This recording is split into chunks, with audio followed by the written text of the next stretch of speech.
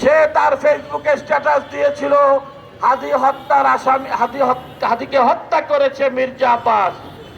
আমি মনে করি যারা যারা হাদি হত্যা নিয়ে সাথে সাথে বিভিন্নভাবে সামাজিক মাধ্যমে এবং পত্র পত্রিকায় বিভিন্ন ইউটিউবে গণমাধ্যমে বক্তব্য দিয়েছে, তাদেরকে চিহ্নিত করে তাদের সবাইকে আইনের আওতায় এনে তাদের কাছ থেকে সঠিক তথ্য বের করা উচিত।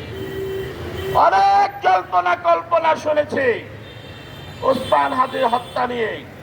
এখন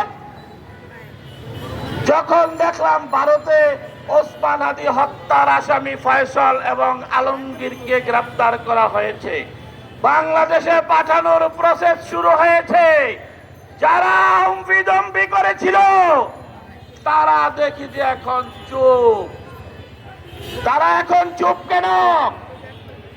আমরা স্পষ্টভাবে বলতে চাই, সরকারকে আহ্বান করতে চাই, ওসমান বিন হাদি হত্যার মূল আসামিদেরকে ভারত থেকে বাংলাদেশে এনে তাদের জবানবন্দি নিয়ে সেই মামলার পূর্ণ তদন্ত করে বাংলাদেশে আইনের সুশাসন প্রতিষ্ঠা করতে হবে।